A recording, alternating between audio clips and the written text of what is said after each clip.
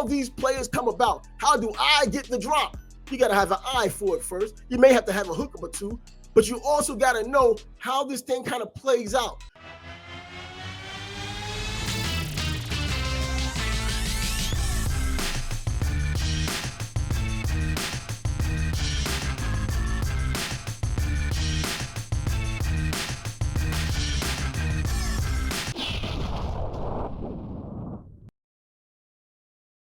Yo, this is Trav with Trav Sports Bag, and I'm back at it again today with you, and I'm getting into some sports. As you know, we've been heavy on boxing lately because the boxing gods have been so good to us. We sprinkled in a couple of sports, but there's obviously been a disparity between what we talked about in boxing and everything that is supposed to be in the sports world that is important to not only me, but you as well. That's why you're here.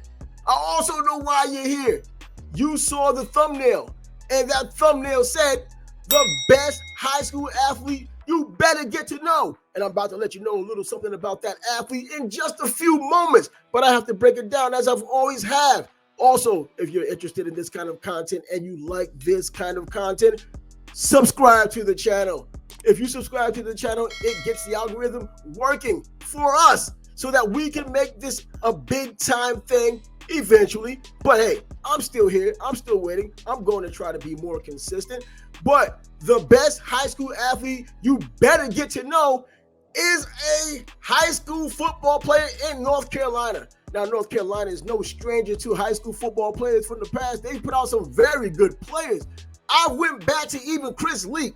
No, he didn't have the NFL career or an NFL career to speak of. But we're talking about what he had done as a high school player, going on to the University of Florida, becoming a national champion along with Tim Tebow. So yeah, that's what we're looking at. I'm giving you the drop on a player who's not necessarily in high school right now, but he did so much on the lower levels. I'm going to let you know why that is important.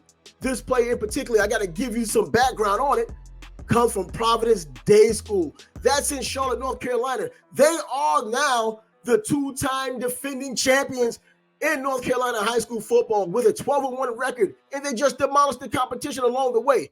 That one loss, yeah, they lost the game, but they won when it mattered. A championship, and with a litany of athletic, talented D1 prospects on their roster, this guy I'm about to bring up to you is going to let you know why he's in line to become the shine of the organization, the program, the high school, when his time comes.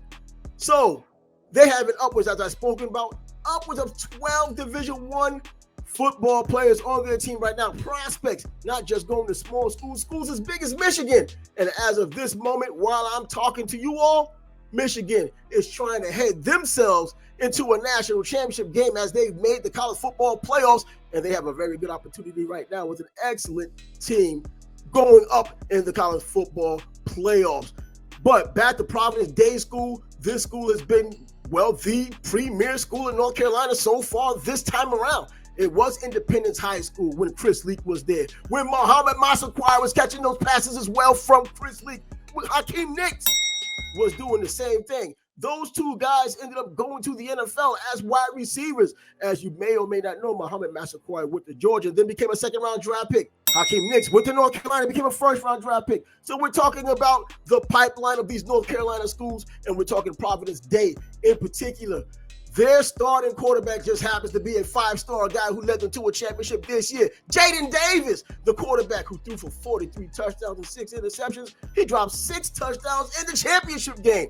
He's the leader of the team. No questions asked. He's also Mr. Football in the state of North Carolina for the 2022 season. Michigan is looking at him. Didn't I just mention Michigan? The team who's going to have an opportunity for a national championship. That Michigan, the big house. Those guys are looking at him, and he's looking at them. So we may see him in the future, but I needed to get this background out to let you know how these players come about. How do I get the drop? You got to have an eye for it first. You may have to have a hookup or two, but you also got to know how this thing kind of plays out, because a quarterback like Jaden Davis doesn't become as good as he does by himself. He has to have a wide receiver, as we already know. That's like football 100, not even 101. And who does he have as a wide receiver? Who does he throw the ball to? Jordan Ship Yes, Jordan Shipp is a 4-star wide receiver himself. He's catching balls left and right. If that wasn't enough, we're talking about the back-to-back championships that this school had made when it comes down to the quarterback spot, the wide receiver spot, the running back spot, the offensive line as well.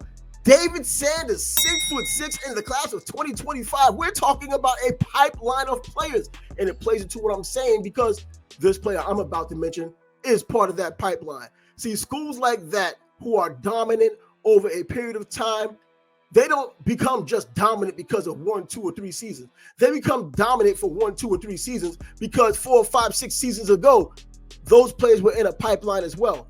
And that's when I bring up Brennan Drummond. That's right. He was an 8th grader last year. Don't laugh. Remember, Chris Leak was also offered a scholarship as an 8th grader by Wake Forest. Don't laugh. And he became a great college football player with a national championship to boot. So we're talking about an 8th grade player. Yeah, we don't want to put pressure on these players, but I'm not going to put pressure on the player. The player is that good. The pressure doesn't matter. His ability will speak for itself because he loves to play football.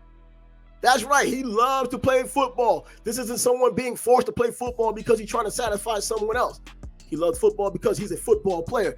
And his stats and his records show it. Brennan Drummond, as I mentioned, 5'11", 155 pounds. He is the definition of an athlete. That's one reason why I didn't say a great quarterback, a great wide receiver, a great running back. I talked about an athlete.